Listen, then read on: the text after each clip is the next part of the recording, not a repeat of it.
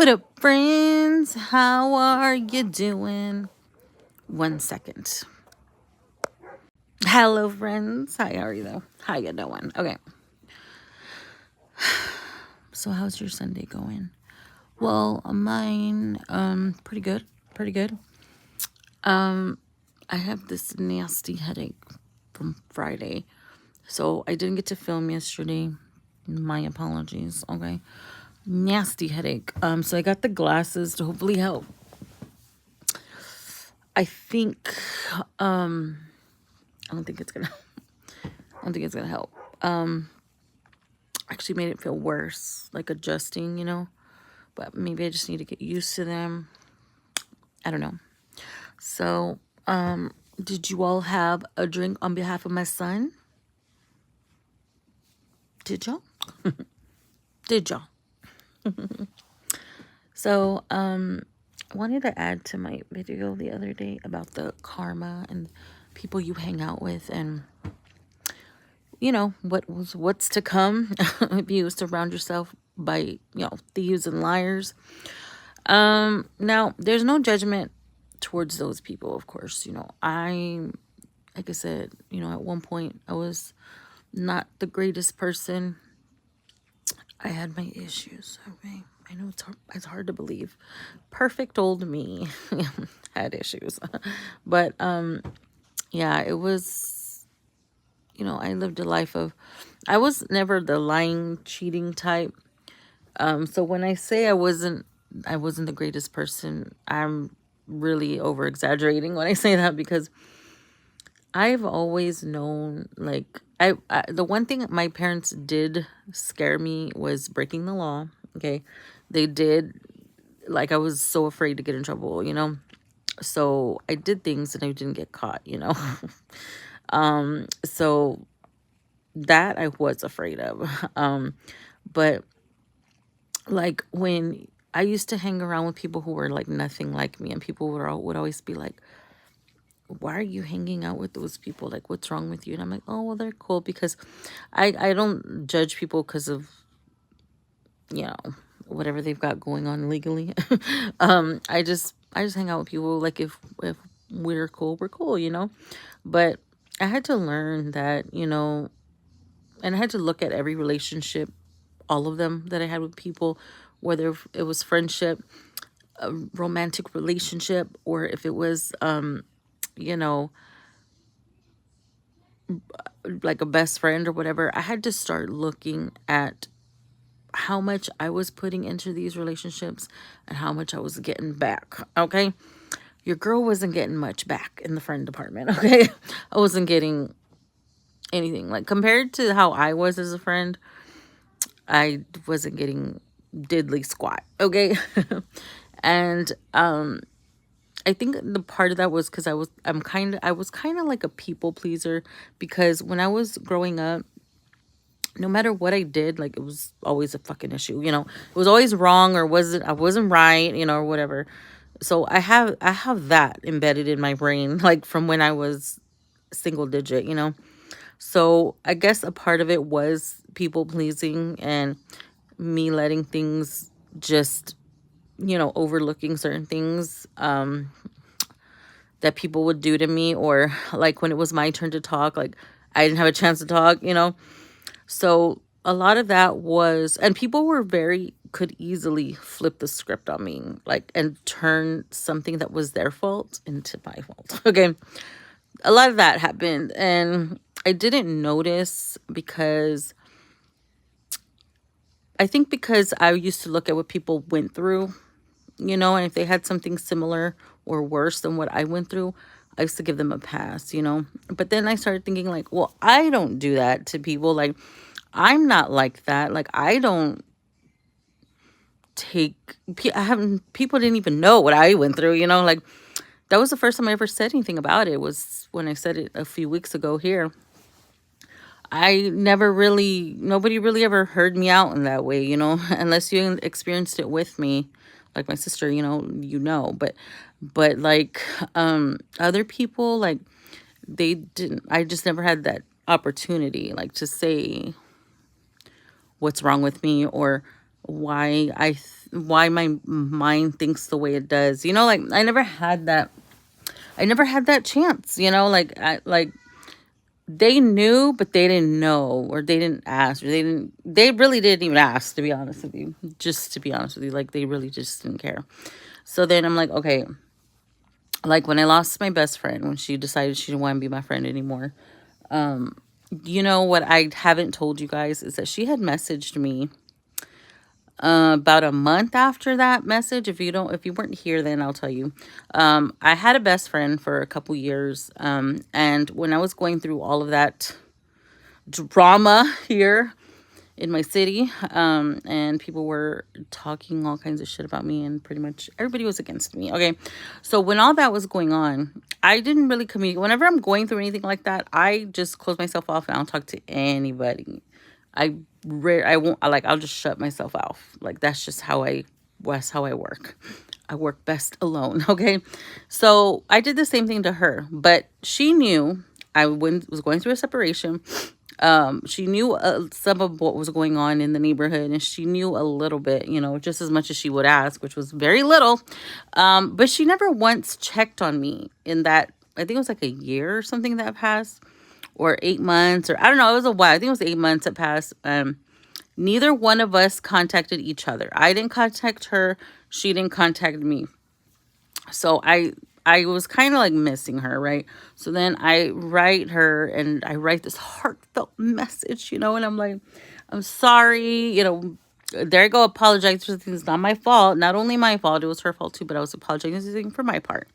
And she kind of said like, no, I don't want your friendship. She said no. Okay. Hi. Hey, Christine. I'm doing great, actually. Doing really good.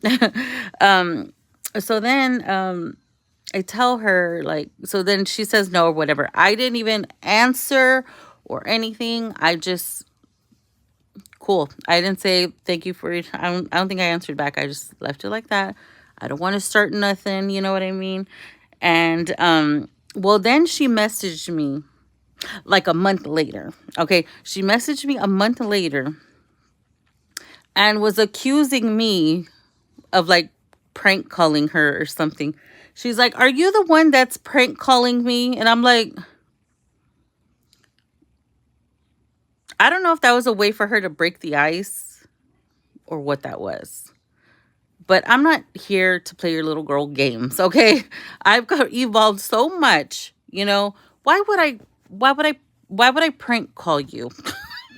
Why would I do that? Like I barely have time to think. And you think I'm going to make this whole plan out because you don't want to be my friend anymore, and you said you don't want to be my friend. You think I'm going to go and prank call you? Like I was like, this just shows that some people stay in the same spot. Like, yes, I understand what she went through. I went through a very similar childhood, okay? But I have moved on, and I'm working on that, letting go, like what happened to me when I was young. Because I've learned with me, all of that stuff that happened to me when I was young, I'm still holding on to it. That's why it still kind of affects me, you know what I mean? But her, like, I understand. I mean, I completely understand what she's going through. But at the same time, like, why would you say that to somebody who was really there for you, who was really, you know, I don't know. I really don't know why, and I really don't care why, because I really don't want her friendship anymore. But it did hurt me at the time when she said she didn't want to be my friend anymore. You know, and I'm like, you know what? Whatever. Fine. I did cry about it the day she told me that. I was at work when I read the message, and my coworkers saw me cry. I was like, oh my God, I look like a little bitch. But I was like, you know what? Fine. You don't want to be my friend? Fine. And then she goes and she messages me, but I'm like thinking maybe that's just a way for her to try to start a conversation. Like, no.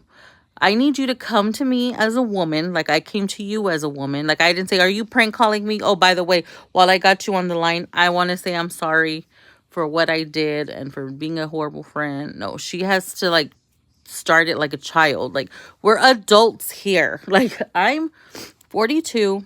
She's like a year younger than me. Like, come on. Like, we're not little kids anymore. You know what I mean? Like, we're adults. And I mean, you can't do anything better than that. Like, just tell me that you didn't mean what you meant, which is what I'm reading towards it. That's what I'm leaning towards, but I don't know. I could be wrong. But, you know, I had to look at all of my relationships, back to what I was saying originally. I had to look at all the relationships that I had, and I had to, because, you know, sometimes we meet friends and sometimes they're more than they do more for you. They're there for you more than family. You know what I mean? And, I decided that I wasn't going to be accepting friendships, relationships that weren't going to meet me halfway. Okay. And it doesn't mean like, because people say, oh, 50-50, because people are like 50-50 relationships. Like, what is that about? Okay, look, 50-50 relationships are like, it's kind of like, it doesn't mean, okay, we're splitting everything like right down the middle, just to be fair. That's not what it means. 50-50 just means, and it's more towards, it's not like the financial part of it. That's not what I'm talking about. Oops. Whoops. Hello, friend. Are you there? Okay. That's not what I mean. Okay. It's more of the emotional side of it too. You know, like, I don't want to be talking to a brick wall. Okay. I know there's feelings in there. And I would like to hear what you feel. You know what I mean? Like, I just don't, I'm just tired of this.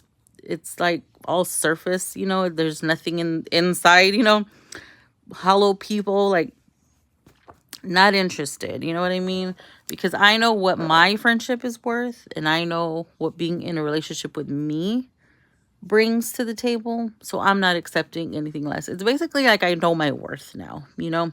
So I stay away from people when they're like, and when I tell people like, yo, you can do something illegal, do not tell me, because I am not your friend. Okay. I'm not your friend. Don't do what you want to do. It's your life, but do not tell me. I don't want to know nothing. Okay. But if you need a shoulder to cry on, here I am. Here I am. Call me, text me, whatever. I'm here for you. I just need somebody to be there for me like that, you know? And for a long time, I didn't think I deserved any friends. Like, I was like very thankful for the ones I had, but I didn't have real friends. I didn't have nothing, you know, before. But it took a lot to see. And I'm not accepting this acting like a little child. Like, oh, did you prank call me? You know, like, just to break the ice. Like, you're not a child. Like, come on. Like, just come to me correct. Like, I came to you, and that's it. And I'm not asking for too much. So, anybody wants to say I'm asking for too much, they aren't asking for enough. How about that? How about that? Anyway, so I've had a migraine since Friday. Okay. And so I bought the glasses, and I actually lost my glasses already. I lost them. I took them to work today, and they were actually hurting my eyes a lot. So I don't know if we need to make some adjustments or what. If you have a real best friend, they should treat you the way you treat them. And if you are there for your best friend, then they are supposed to do the same. Exactly. But you know what, Christine? When it was my turn to talk,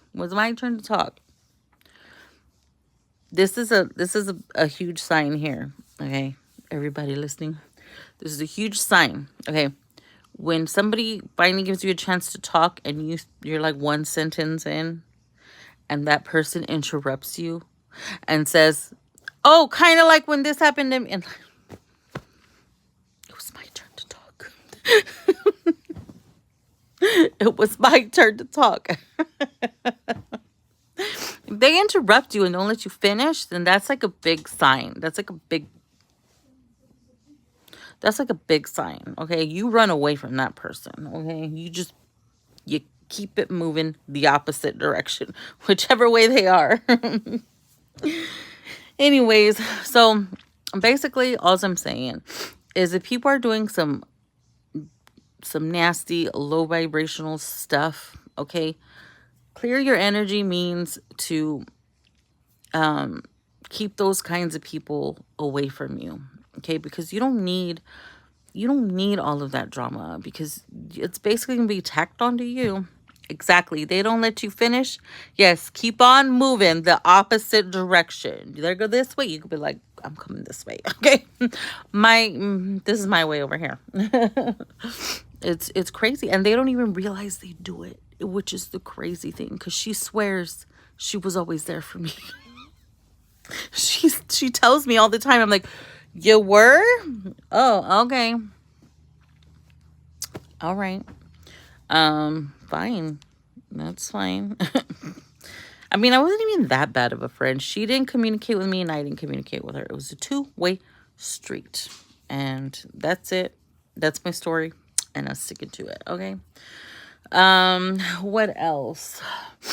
So I'm probably gonna have to get my glasses like adjusted or something, because it just was the worst. It was like torture today. It was so bad, and I still have my headache now. But I just want to check in, let you know I'm alive, and I'm still kicking. Okay, and let's get ready for Monday. Okay, Monday is here, and let's keep it moving. Okay, keep our spirits high. Let's hang in there. All right. Anyways, I'll talk to you later, Christine. Bye bye.